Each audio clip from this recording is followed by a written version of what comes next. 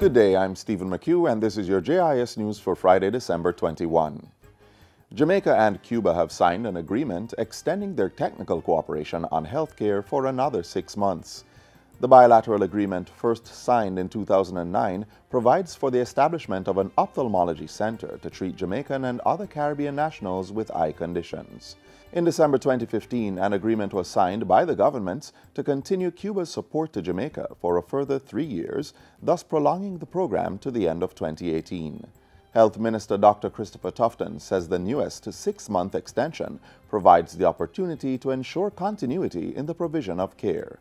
We look forward to the discussions that will commence over the next 6 months, even while the program continues, and the subsequent decisions that will be taken to advance and make the program, in whatever shape or form, a sustainable and successful program in the interests of all Jamaicans. Cuban Ambassador Inez Fernandez says health is a very important area of cooperation between the countries, pointing out that about 291 Cuban health professionals are currently working in Jamaica. I would like to express mainly our disposition to continue working with Jamaica in this important sector.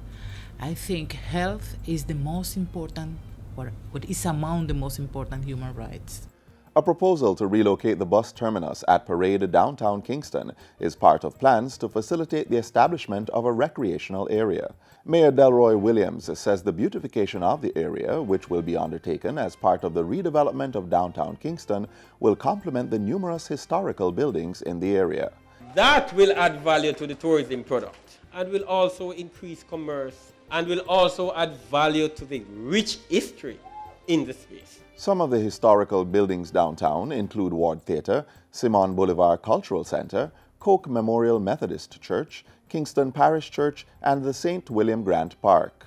Possible areas for the relocation of the bus terminus include the Darling Street and Peachon Street bus parks. Mayor Williams says the Kingston and St. Andrew Municipal Corporation is now seeking funding for the project. He is also encouraging the Ministries of Transport and Mining and Tourism, non-governmental organizations, and the church to come on board and push the idea of relocating the buses from the parade space. Meanwhile, renovation of the Ward Theatre is slated for completion in 2019. The Kingston and St. Andrew Municipal Corporation is spearheading the project with the Ministry of Culture, Gender, Entertainment and Sport. Mayor Delroy Williams says the work is about 80% complete. It is expected to be concluded in September 2019. I believe we'll be proud of the building. We have done the renovation. Work carried out on the theatre to date includes the installation of waterproof membrane on the roof, installing countertops and basins in 1 restroom and 4 changing rooms, installation of drywall ceiling and sanitary fixtures, as well as wall repairs.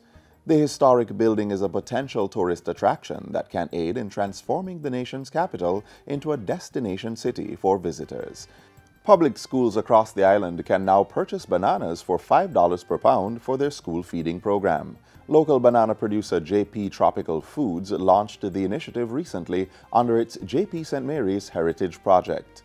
The Ministers of Agriculture, Health and Education have endorsed the initiative, which they believe will be a game changer for Jamaica. This launch today can be seen as the hub and the beginning of that process. An ambitious plan that we have to feed all our children in schools.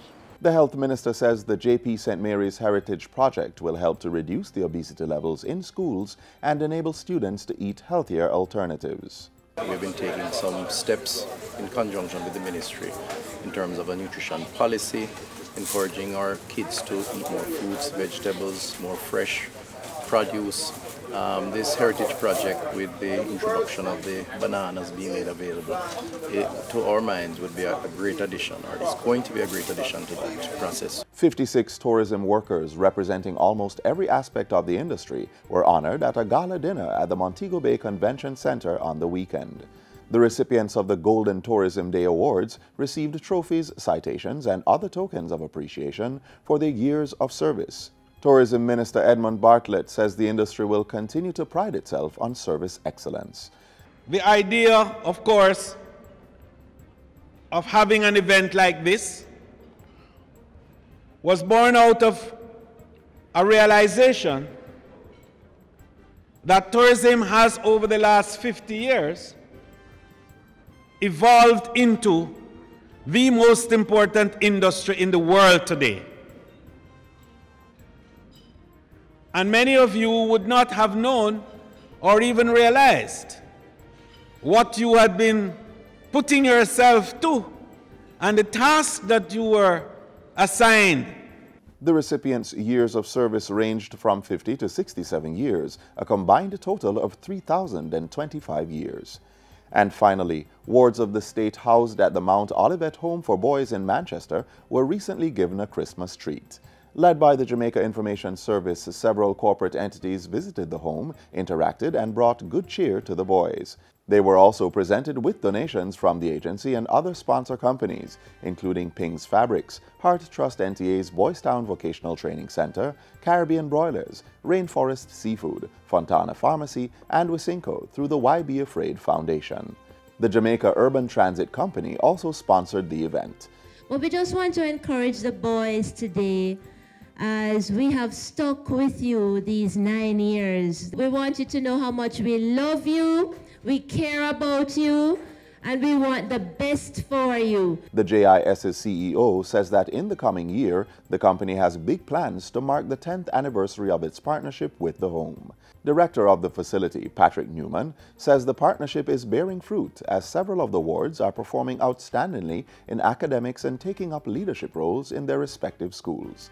He revealed plans to develop a woodwork shop at the home. We hope that as time goes by, we will just transform Mount Olivet Boys Home bit by bit, so that the boys who come to us will leave here as worthwhile citizens.